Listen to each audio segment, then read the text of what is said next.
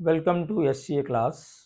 आज आपण स्टेन स्टँडर्डचा linear equation in two variable हा चॅप्टर शिकणार आहोत. या अगोदर 9th स्टँडर्डमध्ये आपण linear equation in two variable हा चॅप्टर बेसिक लेवलला शिकलेला आहोत. चला या आपण शिकूया linear equation in two variable. Let's start from definition of linear equation in two variable. काय सांगते definition? an equation which contain two variable. An equation which contain two variable and degree of each term containing variable is 1 is called linear equation in two variable. Linear equation in two variable काय असतं?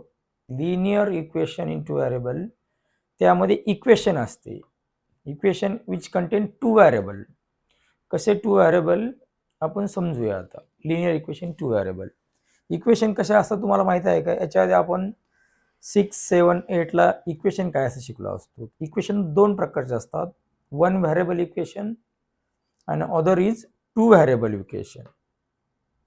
One variable equation कसे असते? ज्यामध्ये only one variable असतं. जसे आपण इथे example बघूया.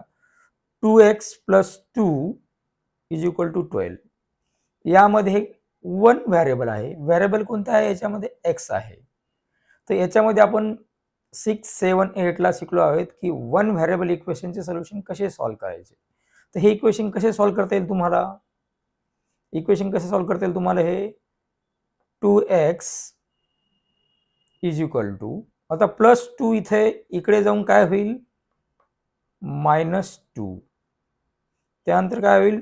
2x = 12 - 2 10. त्यानंतर काय होईल? 2 × x. इथे काय आहे? 2x आहे म्हणजे काय? 2 × x आहे. तर 2 इकडे जाताना काय होईल? आपल्याला इथे मल्टिप्लाय मध्ये आहे, तर इकडे जाऊन काय होईल? ते डिवाइड मध्ये, म्हणजे काय? x = 10 / 2. देन काय होईल? x = 10 / 2. 2 1 = 2, 2 5 = 10. म्हणजे x = काय आलं इथे आपले? 5. या प्रकारे आपण 6, 7, 8ला वन व्हेरिएबल इक्वेशन सॉल्व्ह करायला शिकलो आहोत. पण आता आपण 10th, 9thला टू व्हेरिएबल इक्वेशन आहेत. तर टू व्हेरिएबल इक्वेशन कसे असतात की त्या वन इक्वेशन मध्ये टू व्हेरिएबल असतात. जसे आपण आता ह्या एक्झाम्पल मध्ये बघू, ह्या याच्यामध्ये x आणि y हे टू व्हेरिएबल आहेत. दुसऱ्या एक्झाम्पल मध्ये काय आहे? x आणि y टू व्हेरिएबल आहे. ठीक आहे. डेफिनेशन मध्ये आपले काय होतं? an equation which contain two variable. Linear इक्वेशनच्या डेफिनेशन मध्ये काय आहे? Equation which contain two variable.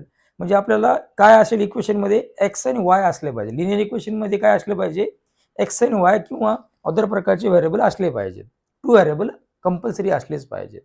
त्यानंतर second part of the definition, degree of each term. Degree of each term containing variable is 1. याचा अर्थ काय होतो?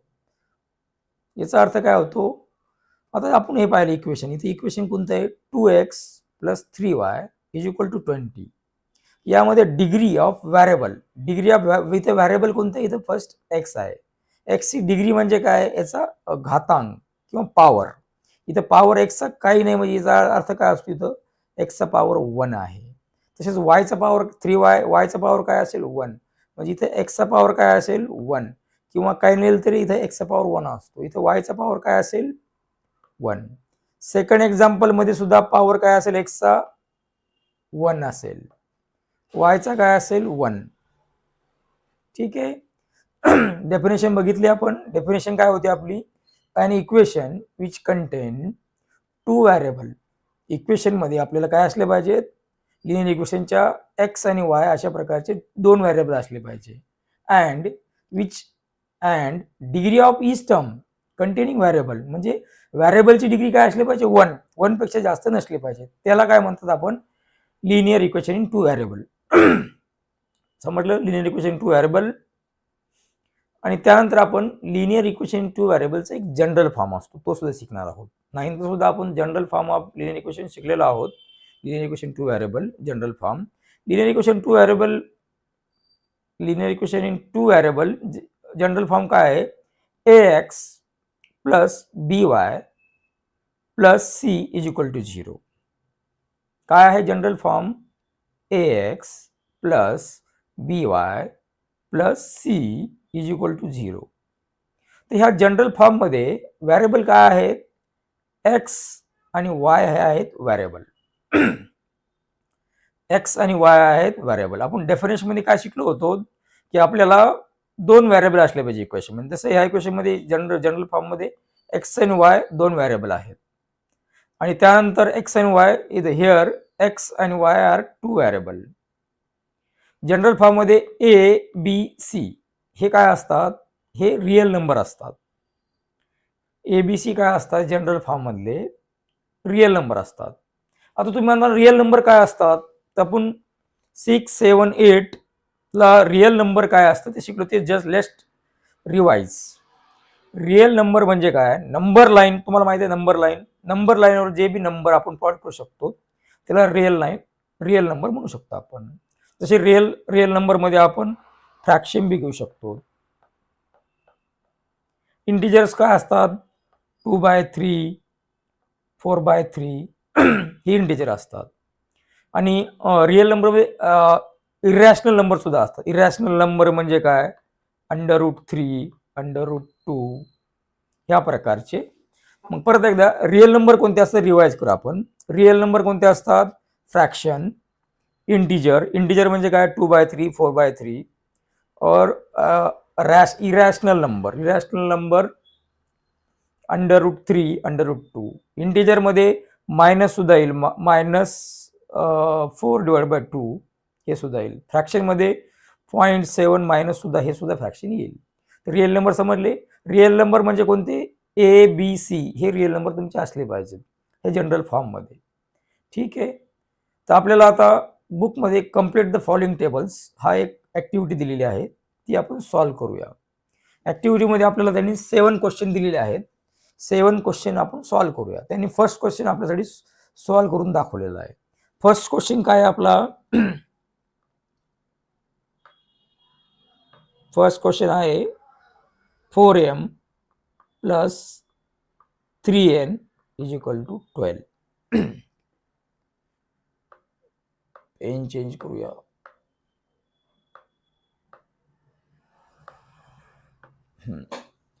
फर्स्ट क्वेश्चन काय आहे? 4m plus 3n is equal to 12. यामध्ये व्हेरिएबल कोणते आहेत? दोन व्हेरिएबल. याच्यामध्ये व्हेरिएबल कोणता आहे? m आहे आणि n आहे. ठीक आहे. तर फर्स्ट आपल्याला ह्या डेफिनेशनच्या नुसारच जायचं आहे. An equation which contain two variable. तर आपल्याकडे कोणते व्हेरिएबल आहेत? आपल्याकडे m आणि n टू व्हेरिएबल आहेत. ठीक आहे. Definition of linear equation in two variable मध्ये सेकंड पार्ट काय होता? Degree of each term containing variable is 1. तर आपल्याकडे व्हेरिएबल काय आहे? m आणि n.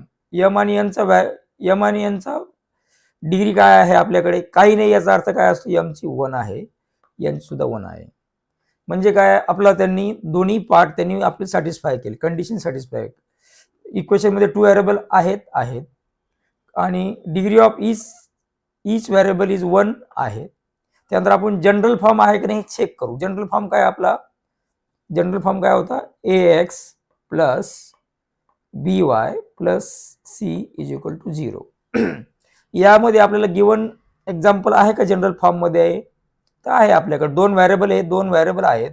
त्यानंतर रिअल नंबर आहे का? रिअल नंबर काय? इथं 4 रिअल नंबर आहे, 3 रिअल नंबर आहेत. बट आपण ह्या इक्वेशनला जनरल फॉर्म मध्ये कसं लिहू शकतो? फर्स्ट इक्वेशनला आपण असं लिहू शकतो का? इथे लिहितो मी 4m प्लस 3n. ह्या 12 याला मी इकडे लेफ्ट राईट साइडला आणल्यानंतर काय होईल? ते -12 असे इक्वेशन होईल. हा होईल याचा जनरल फॉर्म.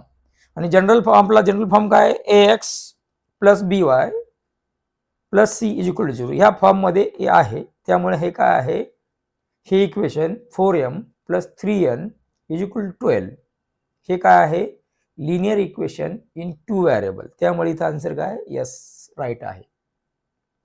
आपण त्यानंतर सेकंड एक्झाम्पल बघूया. सेकंड एक्झाम्पल काय आपलं आहे, 3x² minus 7y is equal to 13. यामध्ये काय आपण आता बघूया, आपल्या डेफिनेशन नुसार जाऊया. आपण डेफिनेशन नुसार काय सांगितलेलं आपल्याला, an equation which content 2 variable. 2 variable आहेत का याच्यात, आहेत. कोणते आहेत, x आणि y हे 2 व्हेरिएबल आहेत. ठीक आहे. सेकंड पार्ट ऑफ डेफिनेशन काय आहे आपला, and degree of each term containing variable is 1. तर आपल्याकडे व्हेरिएबल काय आहे, x आणि y.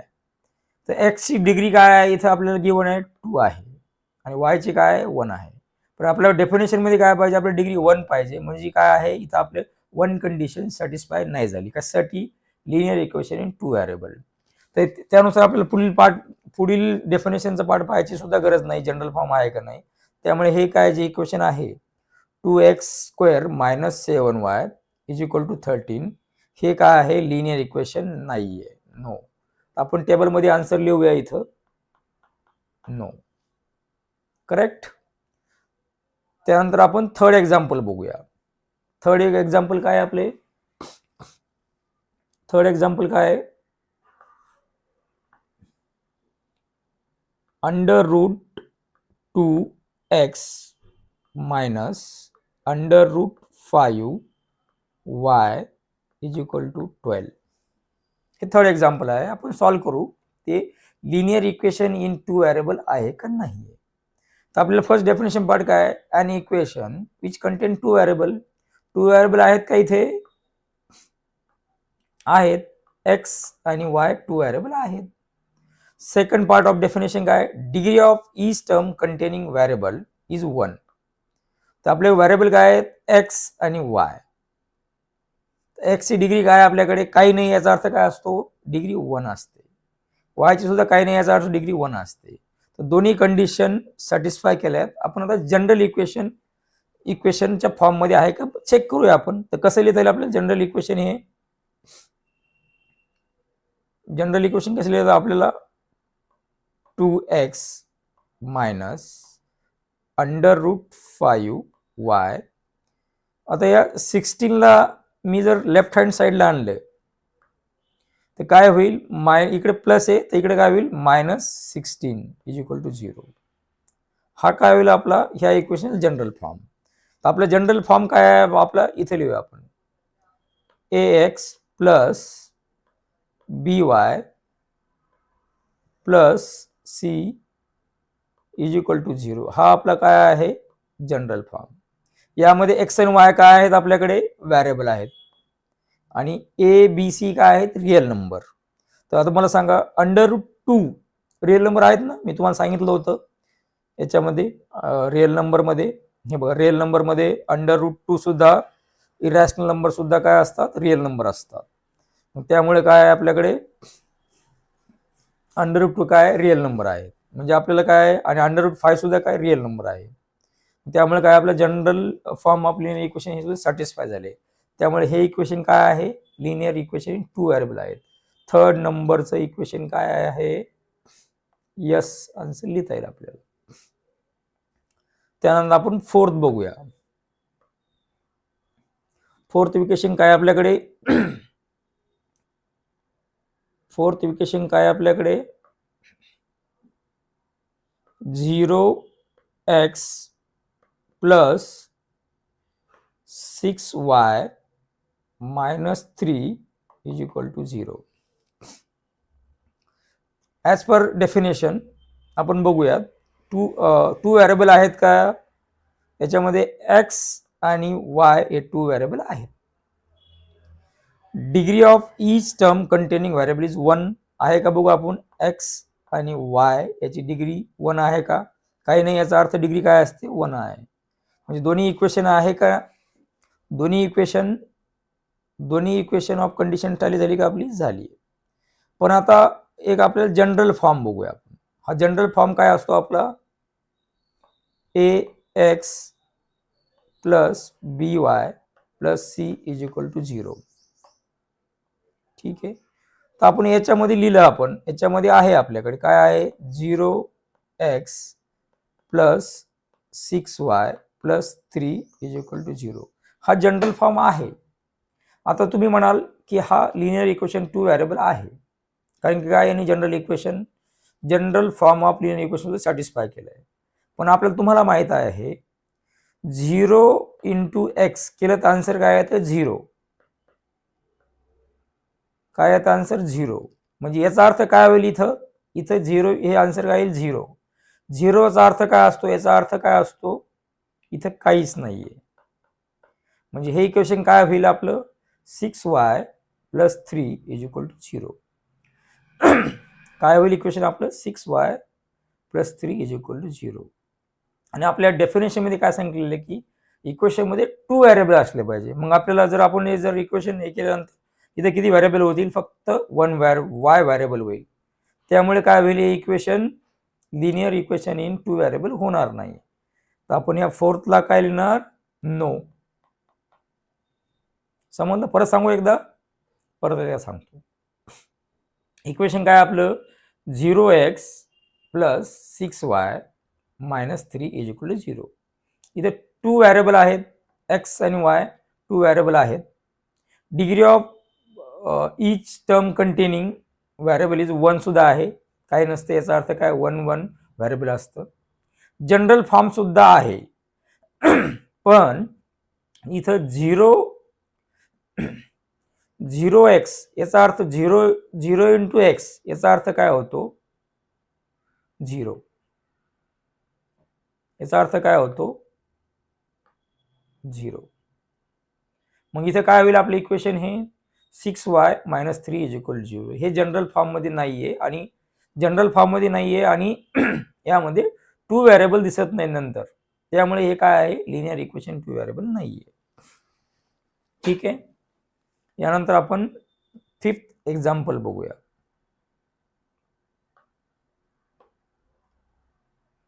5th एक्झाम्पल काय आपल्याला,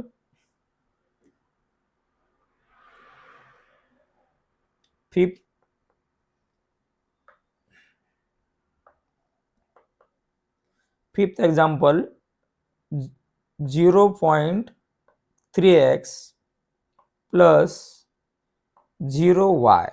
सेम फोर्थ सारखंच आहे, इथं 0y आलं म्हणजे याचा अर्थ काय होईल, इथं फक्त x1 व्हेरिएबलच आहे, तरी पण आपण लिहूया त्याला पूर्ण, 36 इज इक्वल टू 0. सेम जसं मी 4 सांगितल्यानुसार इक्वेशन मध्ये 2 व्हेरिएबल आहेत का, x आणि y 2 व्हेरिएबल आहेत. Degree of each term containing variable is 1 आहे का, x 1 आहे, y 1 आहे. पण आपण जसं सॉल्व्ह केलंय 0 इंटू वाय, हे काय होईल, 0 होईल. 0 इंटू वायचा अर्थ काय, 0 होईल. त्यामुळे काय आहे, ह्या इक्वेशन मध्ये 1 व्हेरिएबल आहे. 1 व्हेरिएबल कोणतं आहे, 0.3x. काय लिहिता येईल आपल्याला असला, याला 0.3x minus 36 is equal to 0. हे इक्वेशन सॉल्व्ह केल्यानंतर असं होईल. यामध्ये काय आहे, ओनली 1 व्हेरिएबल आहे x, त्यामुळे काय आहे, हे लिनियर इक्वेशन इन 2 व्हेरिएबल नाही. ठीक आहे. आपण आता पुढचं बघूया, पुढचं 6 बघूया. 6 थोडंसं डिफिकल्ट तुम्हाला वाटत असेल, थोडंसं वेगळं आहे, तरी आपण बघूया. 6 काय आहे, 4 divided by x plus 5y is equal to 4. तर आता प्रायमरीपेक्षा आपल्याला काय दिसतं, याच्यात 2 व्हेरिएबल आहेत, x आणि y आहेत, पण आपल्याला जनरल फॉर्म मध्ये दिसत नाहीये. याची डिग्री बी आपल्याला काय दिसते, डिग्री ऑफ कंटेनिंग व्हेरिएबल 1 दिसते, प्रायमरीपेक्षा दिसते. आपण काय करू, याला जनरल फॉर्म मध्ये आणायचा प्रयत्न करूया. तर जनरल तुम्हाला माहित आहे, मी आता एक सांगतो, 1/x असेल तर आपण याला x पॉवर -1 असं लिहू शकतो का, आपण हे 8th स्टँडर्ड शिकलो आहोत. तर त्यानुसार आपण याला असं लिहू शकतो का आणि 1/y is equal to y upon -1 याला असं रिप्लेस करू शकतो का इथे? तर आपण असं लिहू त्याला 4 into x power -1 plus 5y power -1 is equal to 4 असं लिहू शकतो ना आपण. जे आपण 9th स्टँडर्डला इक्वेशन शिकलो आहोत. ज्यावेळेस खाली डिनॉमिनेटरला जर हे असेल त्याला वरती आणायचं असेल तर आपण त्याला मायनसची पॉवर देत असतो. त्यानंतर जनरल इक्वेशन कसं होईल आता हे 4x -1 power plus 5y minus power 1. या 4ला इकडे काय करता येईल आपल्याला? या 4ला लेफ्ट राईट साईड नंतर काय होईल? -4 इज इक्वल टू 0. हे काय होईल? हा आपला general form of linear equation 2 variable झाला. काय फॉर्म झाला आपला जनरल? मी परत एकदा प्रॉपर लिहितो. पेन चेंज करतो मी, रेड घेऊया. काय झालं आपला general form? 4x power -1 plus 5y power -1 minus 4 is equal to 0. हे आपला जनरल फॉर्म ऑफ झाला. पण आपल्या डेफिनेशन मध्ये काय सांगितलं? Degree of each term containing variable is 1. पण इथे 1 तर आला पण -1 आला. हे डेफिनेशन मध्ये नाहीये. त्या कारणाने हे काय आहे? लिनियर इक्वेशन 2 व्हेरिएबल नाहीये. हे परत एकदा एक्सप्लेन करतो. इक्वेशन काय आपल्याकडे? 4/x plus 5/y is equal to 4. तर यामध्ये काय आहे? x डिनॉमिनेटरला आहे. आपल्याला जनरल फॉर्म आणण्यासाठी काय करावं लागेल? आपण 8th स्टँडर्डला शिकलो आहोत. 1/x इज इक्वल टू कसं लिहितो आपण? x चा पॉवर -1. त्याप्रमाणे आपण 1/y चा पॉवर इज इक्वल टू काय लिहिलं? y चा पॉवर -1. हे आपण सबस्टिट्यूट कुठे केले? आपल्या इक्वेशन मध्ये सबस्टिट्यूट केले. इक्वेशन काय होतं आपलं? 4ला 4 आपण काय केले? इथे घेतले 4ला 1/x ला काय केलं आपण? 1/x ला काय केलं आपण इथं? परत एकदा 1 मिनिट वापस आपण इरेज करून सॉल्व्ह करूया. काय आपल्याकडे equation? 4/x plus 5y is equal to 4. तर काय होईल ते आपण इक्वेशन आपण रिप्लेस करणार आहोत. 1/x is equal to x -1 आणि 1/y is equal to y/1. तिथं आपण असं लिहूया 4 into 1/x plus 5 into 1/y is equal to 4. तिथे काय रिप्लेस करायचं आपल्याला? काय केली? 4x -1 आपण 1x ला रिप्लेस केलं याने. 1/x ला x पॉवर -1 ने रिप्लेस केलं प्लस सेम 5y ला सुद्धा आपण रिप्लेस करूया. याने रिप्लेस करूया. y ला 1/y ला रिप्लेस कशाने करणार आहोत आपण? y power -1. तर काय होईल ते? y power 1. त्यानंतर इज इक्वल टू 4ला 4 अशाला असे लिहिले आपण. त्यानंतर काय होईल जनरल फॉर्म मध्ये? 4x -1 plus 5y power -1. इकडे 4 काय होईल? इकडे प्लस आहे, तिकडे काय होईल? मायनस होईल. Minus is equal to 4. हे झालं जनरल फॉर्म. आणि हा काय आहे? जनरल फॉर्म झाला. पण यामध्ये काय? पॉवर मायनस मध्ये आहे. त्यामुळे काय? हा लिनियर इक्वेशन 2 व्हेरिएबल नाहीये. म्हणजे काय याचा आन्सर काय येईल? नो. त्यानंतर आपण 7th एक्झाम्पल बघूया. 7th एक्झाम्पल काय आपल्याकडे? 4xy minus 5y minus 8 is equal to 0. यामध्ये 2 व्हेरिएबल आहेत एक्स आणि वाय टू व्हेरिएबल आहेत. Degree of each term containing variable is 1 आहे. एक्स आणि वाय डिग्री किती आहे तिथे 1 1 आहे. जनरल फॉर्म आपला काय आहे ते बघू आपण. जनरल फॉर्म काय आहे आपला ax plus by plus c is equal to 0. इथं काय आहे आपल्याकडे पण हा जनरल फॉर्म. इथे काय आपला जनरल फॉर्म कसं लिहितं आपल्याला 4x minus 5y minus 8 is equal to 0. आपण टॅली करूया. इथे काय आहे एक्स वाय दोन व्हेरिएबल मल्टिप्लाय मध्ये आहेत, पण हा आपला जनरल फॉर्म नाहीये. त्या कारणाने हा काय झाला लिनियर इक्वेशन. हा इक्वेशन काय झालंय linear equation in two variable नाहीये, म्हणजे हा आन्सर काय येईल नो येईल. ठीक आहे. यानंतर आपण स्टेन टर्नरच्या ऍक्च्युअल क्वेश्चनला सुरुवात करणार आहोत की सायमल्टेनियसली आपल्याला आपण आता 8 ला शिकलो होतो. 8 ला काय शिकलो होतो आपण 8 ला आपण वन व्हेरिएबल इक्वेशन असेल तर आपण एक्स ची व्हॅल्यू कशी फाइंड आउट करायची शिकलो होतो.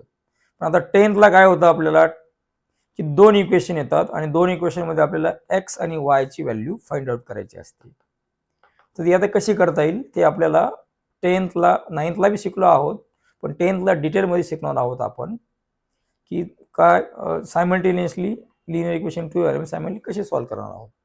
तर डायरेक्टली आपण काय करू प्रॅक्टिस सेट 1.1 ला चालू करूया. डायरेक्टली प्रॅक्टिस सेट 1.1 ला सुरुवात करूया. त्यामध्ये फर्स्ट क्वेश्चन काय आहे solve the following simultaneous equation. First question दोन तीन क्वेश्चन तुम्हाला समजणार नाहीत. हळूहळू अंडरस्टँड करायचा प्रयत्न करा, तुम्हाला हर एक गोष्ट समजेल. मी स्लो बाय स्लो पूर्ण काय घेतो. Practice set 1.1 solve the following simultaneous equation. First question काय आहे आपला फर्स्ट क्वेश्चन आहे आपला